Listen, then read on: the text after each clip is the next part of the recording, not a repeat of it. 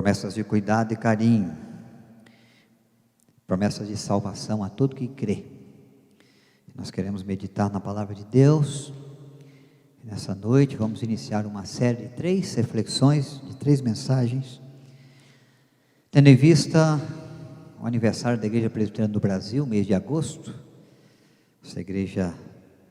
celebra a possibilidade de estar proclamando o Evangelho de Cristo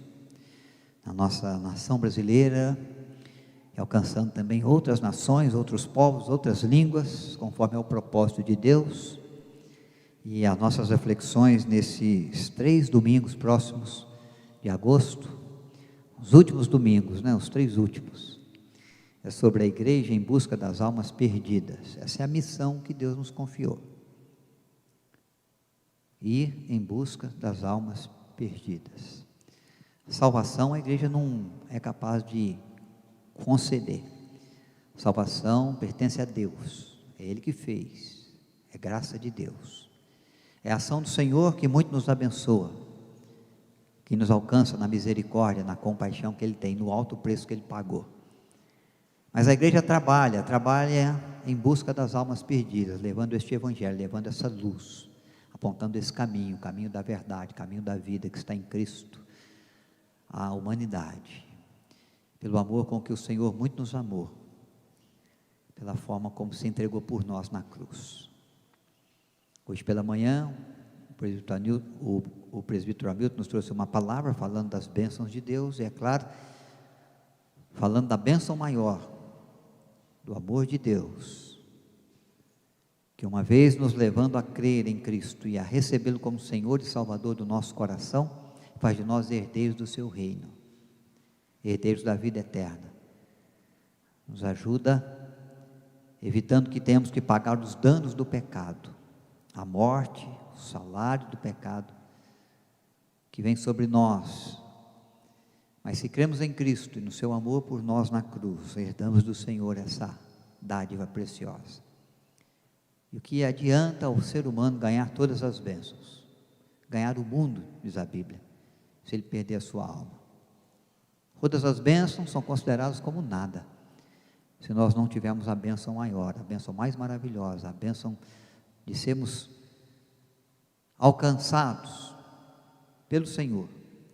pelo seu amor, pela sua graça, e de perdidos, em razão dos nossos pecados e falhas, sermos transformados em herdeiros do reino dos céus, em filhos de Deus, em servos e servas do seu reino. Então as nossas reflexões vão nos dar a possibilidade de pensar na missão que o Senhor nos confiou, e de fazer discípulos de todas as nações, em busca das almas perdidas. Vão ser as nossas reflexões, todas elas em Lucas capítulo 15, Lucas capítulo 15, hoje nós vamos falar nesse texto, verso 8 a 10,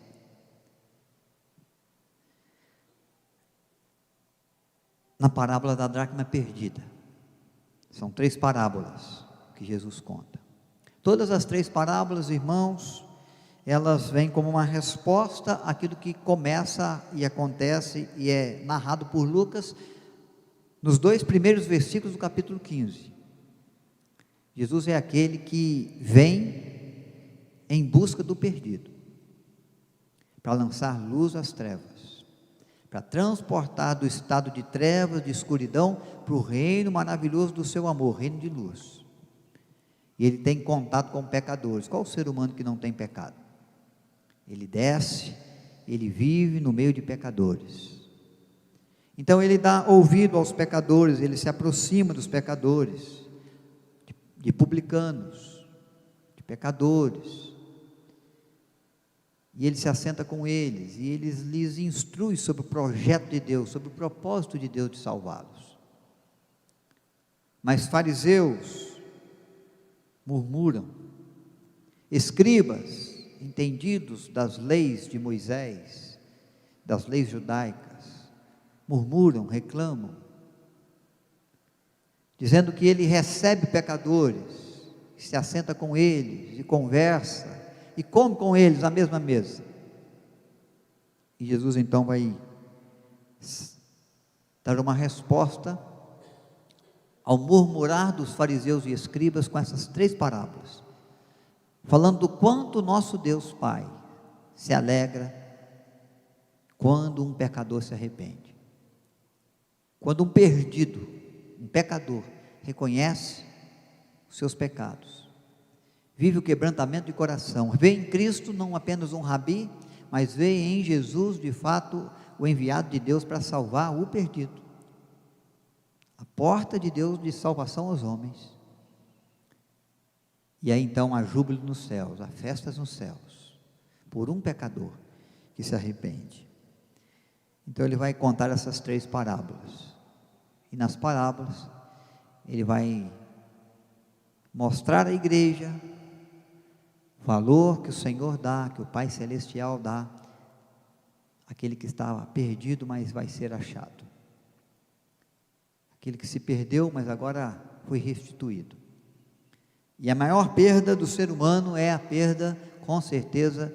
da sua comunhão com Deus, daquele convívio que Adão e Eva tinham no Éden, no paraíso, e que se perdeu no momento em que uma aliança foi quebrada, um pacto foi quebrado, uma ação de desobediência foi tomada. Adão e Eva tomou do fruto do conhecimento do bem e do mal, da árvore que estava no meio do jardim. Com isso ele quebra a aliança, e todo o bom relacionamento de Adão e Eva no paraíso, no Éden com o Senhor é desfeito, e o pecado entra e invade a história da humanidade, vai causando danos, e o maior deles é a separação do Senhor, é a morte eterna, a eternidade sem Deus. Por isso Deus nos envia a Cristo para restituir ao homem a possibilidade de voltar ao paraíso. Nós vamos ler esse texto para nossa reflexão, que serve para nos colocar diante de Deus, com a nossa vida também, mas que serve para nos alertar na missão gloriosa que Deus nos confia, de alcançar os perdidos, com esta mensagem gloriosa do Evangelho, de um Deus que muito nos ama, e que não nos deixou sozinhos, nem deixou só Adão e Eva, quando os expulsou do paraíso, mas que veio junto deles, caminhando com eles, com uma promessa de restituir-lhe a sua presença e a sua glória. O qual é a mulher que, tendo 10 dracmas, se perder uma, não acende a candeia, varre a casa e a procura diligentemente até encontrá-la? E tendo achado, reúne as amigas e vizinhas, dizendo: alegrai-vos comigo, porque achei a dracma que eu tinha perdido. Eu vos afirmo que de igual modo há júbilo diante dos anjos de Deus por um pecador que se arrepende. Que Deus acrescente graça ao nosso coração na leitura, na reflexão que fazemos da sua palavra, entendendo a parábola e o devido valor da dracma. Nós sabemos que a dracma é uma moeda grega usada nos dias de Cristo, junto ao Império Romano também, para fazer o pagamento do serviço prestado pelos camponeses no campo. E uma dracma correspondia a um dia de trabalho, a um dia de serviço. Todo um dia de serviço do camponês era pago com uma dracma. Acredita-se que uma das questões dessa parábola é que essa mulher poderia ser uma camponesa pobre, que trabalhava os seus dias para o sustento da sua vida, da sua casa, e que ela tinha essas 10 dracmas como um socorro, algo que ela juntou no decurso do tempo, do seu trabalho, para realizar um sonho, ou para suprir uma necessidade em especial, para servir de auxílio quando um momento de dificuldade financeira surgisse. Alguns entendem que a mulher descrita aqui é essa mulher, uma pobre camponesa, assalariada, com as suas 10 dracmas, e uma delas se perde, e ela então começa a procurá-la para restituir aquela dracma do seu sustento. Há outros que elaboram que na parábola Jesus está dizendo de algo maior, de algo mais grandioso, de algo que eleva a dracma mais do que o seu valor financeiro. Havia uma aliança, um acordo de bodas, de noivado. Quando a noiva recebia do noivo um colar com 10 dracmas, aquele colar com 10 dracmas representava a aliança firmada do casamento que viria a seguir. Ele estava se preparando para o momento de tomá-la da casa do pai e da mãe, levá-la para sua casa, serem os dois uma só carne, instituir a sua família e dar a ela e prover a ela o sustento devido. Aquela moça, ao receber aquele colar de dracmas, estava inserido num acordo, numa aliança, onde ela teria que se preparar para aquele momento das bodas, se preparar mantendo a sua pureza, se preparar buscando o conhecimento de uma mulher que pudesse ser auxiliadora, de uma mãe, genitora de filhos, se preparar nas questões físicas, emocionais, para assumir um compromisso também de mulher, de esposa, e aquela aliança estava representada naquele colar de 10 dracmas. Nós temos que lembrar que as dracmas não são de ouro, são de prata, e esse fator vai ser importante em uma das reflexões que nós vamos daqui a pouco lembrar a você também, porque além dela ter que manter aquele colar como o símbolo do acordo e o preparo para as bodas, ela tinha ainda de que manter aquelas pratas limpas. A prata escurece, a prata exige cuidado na limpeza para ela se manter bonita, brilhante. Esse era o dever da noiva. De repente, a dracma, ela não significaria então apenas um valor financeiro, mas significaria um compromisso, um acordo de aliança, de bodas, que se retrata com respeito ao futuro, a sonhos e projetos, a uma vida conjugal, a um compromisso que vai tornar um homem e uma mulher numa só carne. Famílias estão envolvidas, o princípio moral também, junto à sociedade, está envolvido, a aliança é feita, e a cidade celebra, e as famílias celebram, e agora o momento é aguardado com expectativa, pelas bodas que vão acontecer. Parece que essa moça, determinada noite, vai retirar o seu colar, que representa a aliança do noivado, do pescoço, vai colocá-la junto ao criado, na cabeceira da cama, e ela vai perceber que está faltando uma das dracmas, só há 9 das 10 que ela ganhou do seu noivo como compromisso. Isso quer dizer que ela não estava cuidando bem da aliança. Como ela sairia no outro dia, pelas ruas, sem o seu colar, ou com o colar, faltando uma das dracmas, de repente poderia ser encontrada por alguém, que diria: olha, o que aconteceu com o seu compromisso de noivado, ele terminou com você, o casamento não vai acontecer. Alguém poderia indagar alguma coisa, ou poderia dizer: você é muito relaxada, você ganha o colar representa a aliança, e você deixa que uma das dracmas se perca. Há todo um pensamento e um princípio que envolve o compromisso, que está sob a responsabilidade dela, e aí a dracma passa a valer muito mais do que apenas um dia de trabalho, passa a valer a resposta, o compromisso que ela tem com aquela aliança assumida. Ela então se vê na necessidade de acender as luzes, de pegar a vassoura, de começar a procurar a dracma que se perdeu, e começa a varrer a casa, e começa a olhar nos cantos e debaixo dos tapetes, e arrastar os móveis, até que ela encontra a dracma. E possivelmente é isso que Jesus estava se referindo, porque quando ela encontra a dracma, ela chama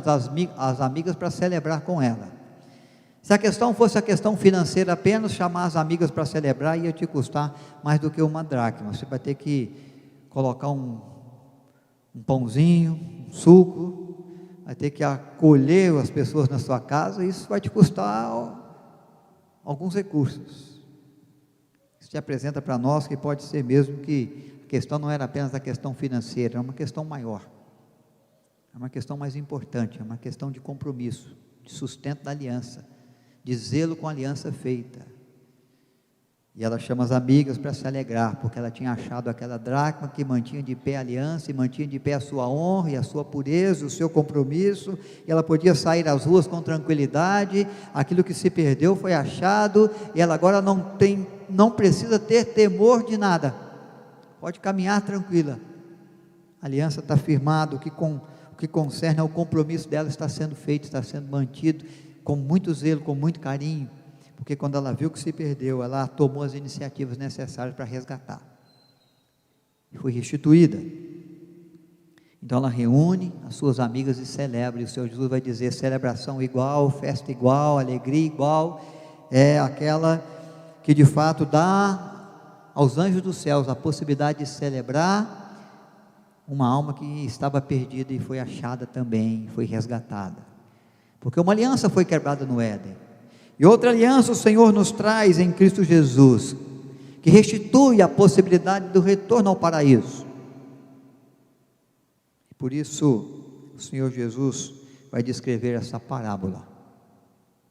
falando da importância, do valor, não apenas financeiro, mas daquela dracma que representava uma aliança firmada para bodas, que de repente se perdeu, mas com o empenho daquela mulher, daquela jovem,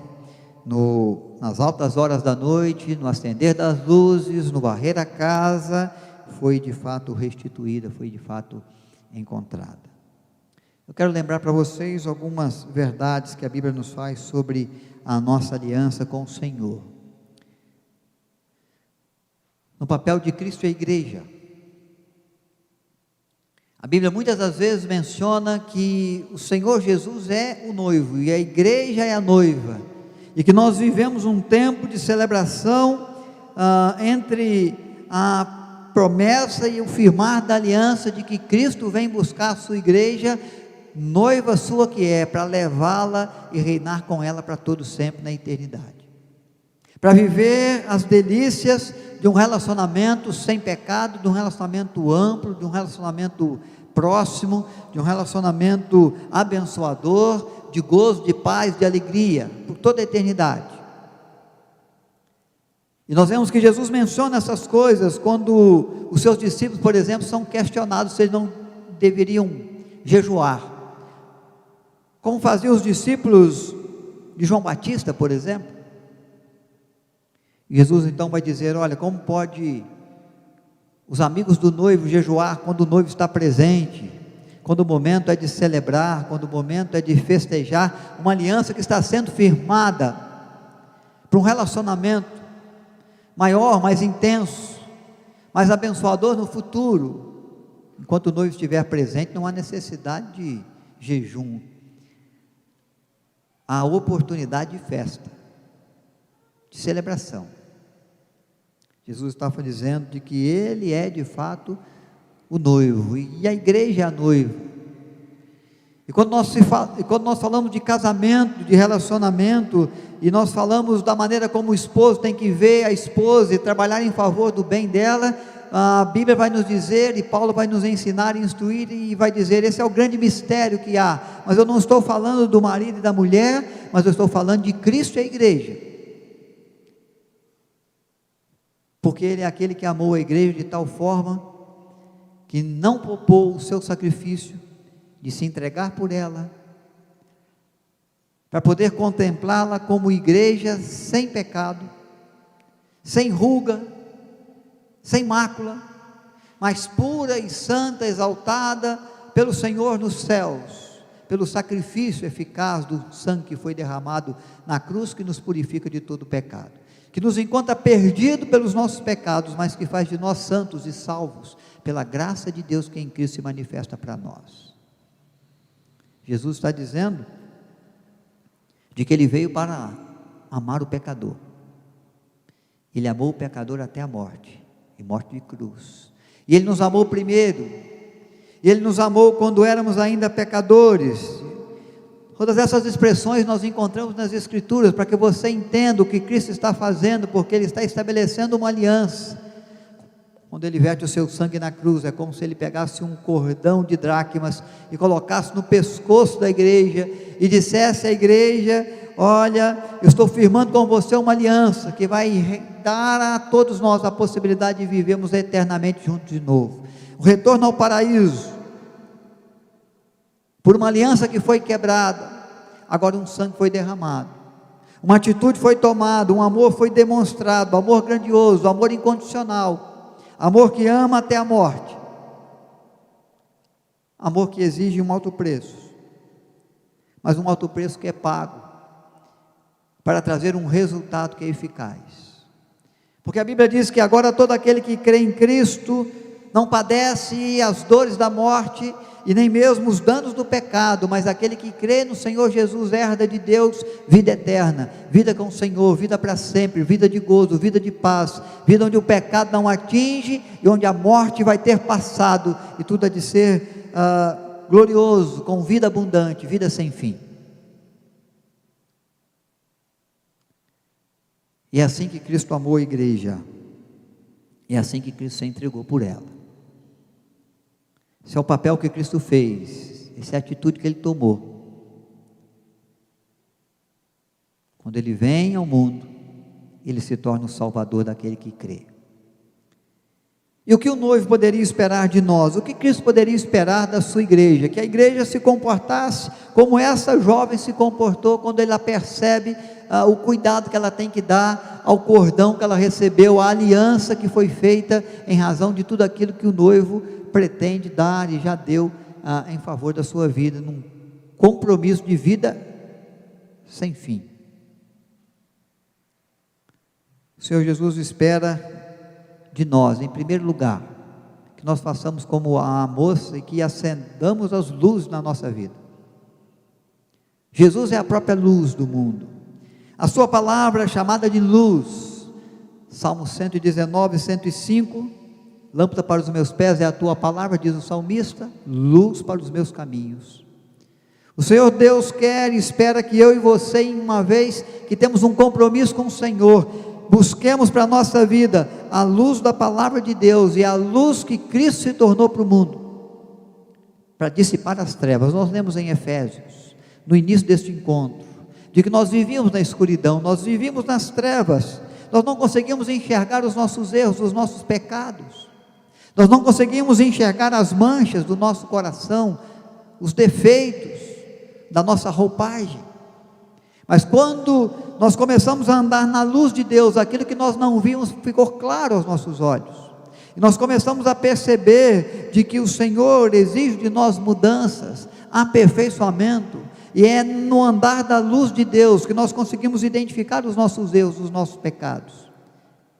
Jesus está dizendo aos fariseus e aos escribas que murmuravam: vocês precisam andar na luz, como esses pecadores e publicanos estão buscando a luz. Vocês precisavam se assentar mais comigo, ouvir mais dos meus conselhos, ouvir mais do projeto do Pai Celeste à vossa vida, para que vocês entendessem de fato e reconhecessem os vossos próprios pecados, os vossos próprios erros,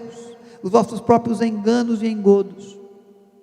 para que pudessem se livrar daquilo que promove separação entre vós e o vosso Deus, e andando na luz, reconhecendo os seus pecados, pudessem rogar ao Pai: tem compaixão de nós e nos perdoa. É preciso que você, ao perceber a quebra da aliança em razão do pecado que comete, busque da luz do Senhor para te dirigir pelo caminho qual Ele quer que você ande, endireitando as suas veredas, pelo ensino que a palavra de Deus traz ao seu coração, pela luz que ela lança às suas ações, à sua vida, às suas atitudes, aos seus sentimentos, às suas propostas. Porque fariseus e escribas, eles acertavam em algumas ações, eles iam ao templo, eles participavam dos rituais, eles cumpriam os seus rituais religiosos a cada momento da vida religiosa dos judeus, eles eram aplaudidos porque oravam em praça pública e davam esmolas àqueles que necessitavam. Mas Jesus contempla o coração deles, e não apenas as ações, mas as intenções, e diz: vocês estão podres por dentro, são brancos por fora, são mal cheirosos no seu interior, porque as vossas obras são obras que intentam aplausos, reconhecimento humano. Vocês querem ser vistos naquilo que vocês fazem. E o pecado às vezes não está, irmãos, na maneira como fazemos, ou naquilo que fazemos, naquilo que falamos, mas no propósito, o que nos leva a falar, o que nos leva a dizer, é as intenções. E quando a luz do Evangelho chega para nós, pecadores, nós começamos a entender o querer de Deus, e é preciso que você acenda as luzes do Evangelho na sua vida, para que você se corrija dos seus pecados, das suas falhas. É preciso que você tome a vassoura e varre a casa, no sentido de limpar o seu coração daquilo que te contamina, de limpar da sua vida aquilo que prejudica a sua honra. Essa jovem, se ela sai de repente às ruas, e ela encontra pessoas que pudessem cobrar dela o cuidado devido com o colar de dracmas, porque uma se perdeu, ela poderia ser até imaginado que a sua honra estava manchada, porque ela não tomava os cuidados devidos. O que aconteceu? Você se apaixonou por outro rapaz, por isso não tem o cuidado com essa aliança com a qual você se envolveu, que lhe foi prometido, não tem zelo, perdeu a dracma, não se importou. Então ela pega a vassoura e ela varre a casa até encontrar. É uma atitude que ela faz imediatamente, porque ela percebe que a honra pode estar manchada, que o compromisso que ela firmou, que a palavra que ela deu, pode ser entendida que está sendo quebrada. Num compromisso que ela firmou, e nós firmamos compromisso com o Senhor, de vida de santidade, porque o nosso Deus é santo, de vida de integridade, porque há integridade naquele que nos amou e nos buscou na cruz do Calvário, pagando um alto preço por nós, em nosso favor. Foi imputado sobre Cristo Jesus a justiça de Deus, a integridade nisso, porque Deus não pode negar a si mesmo, Ele é Deus íntegro. É preciso que possamos entender, à luz da palavra de Deus, os nossos erros, e trabalhar para varrer, para tirar para fora de casa o lixo acumulado, a sujeira, a podridão, que vai envolvendo a nossa vida nos nossos pecados. A igreja do Senhor é uma igreja que precisa caminhar em santidade, que precisa caminhar em pureza, que precisa se preocupar, e imediatamente ao identificar os erros, começar a trabalhar para que eles sejam eliminados, para a glória de Deus, para a honra do nome de Deus, para não sermos vergonha ao Evangelho. E ela toma a vassoura, e ela varre a casa, e ela procura diligentemente aquela dracma até encontrá-la. Ela quer restituir a aliança, ela quer restituir a honra, ela quer ser vista como igreja gloriosa, como servo de Deus autêntico, como homem bom e fiel, como mulher de fé diligente, como aquele que sustenta na vida, na palavra, um testemunho vivo de Cristo Jesus, como aquele que bem representa o nome de Cristo, aonde vai, no que se envolve, na maneira como fala, na maneira como porta, na maneira como envolve o seu coração, e até mesmo nas intenções do seu coração, ao se envolver com isso ou aquilo, que haja pureza, que haja vontade de Deus ali. Diligentemente, ela se empenha até restituir, até encontrar. Por outro lado, irmãos, quando pensamos na nossa missão diante de Deus, nós vemos que nós temos que nos esforçar. Há um esforço dessa jovem para dar uma resposta à altura da aliança que foi firmada, da confiança que o noivo depositou nela, das intenções que o noivo tem quanto ao seu futuro. O Senhor Jesus está para voltar, Ele vai nos pedir conta de todas as coisas, de tudo aquilo que pensamos ou fizemos. Diz a Bíblia que ao Ele retornar nas alturas, na sua segunda vinda, nós vamos ter que prestar conta de tudo que fizemos e daquilo que deixamos de fazer e que deveríamos ter feito, porque quem sabe que pode fazer o bem, não faz, também peca. E há uma missão que Ele nos confiou, ir de fazer discípulos. Eu quero que você pense agora não apenas como igreja, que precisa se resguardar e se manter pura, para bem testemunhar e glorificar o nome de Deus, aonde você vai, sendo bênção do Senhor aonde você está e onde quer que você vá, mas eu quero que você imagine, como igreja de Deus, como servo de Deus, como serva do Senhor, dentro da missão que Ele te confia de fazer discípulos de todas as nações. Porque essa parábola me faz pensar nisso, quando ela declara que há júbilo no céu quando um pecador se arrepende. É claro que Deus poderia fazer a obra dele sozinho, Ele providenciou salvação sozinho, por isso Ele é Deus, mas Ele confiou essa tarefa de proclamação do Evangelho à igreja, foi para mim e para você, é nós que podemos testemunhar do que Ele fez, da graça de Deus que em Cristo se manifesta na cruz. Não é o anjo, nem os anjos de Deus. Ele confiou a proclamação do Evangelho aos servos, às servas, aos filhos, às filhas, à igreja. E uma conversão, uma alma que reconhece em Jesus seu Salvador e Senhor, leva festa e júbilo nos céus. E a Bíblia nos ensina que quem gera ovelha é a ovelha. Quem promove a proclamação do Evangelho de maneira eficaz é a igreja de Cristo.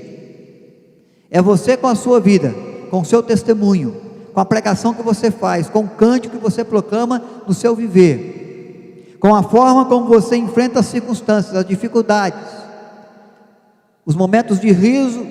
e de pranto,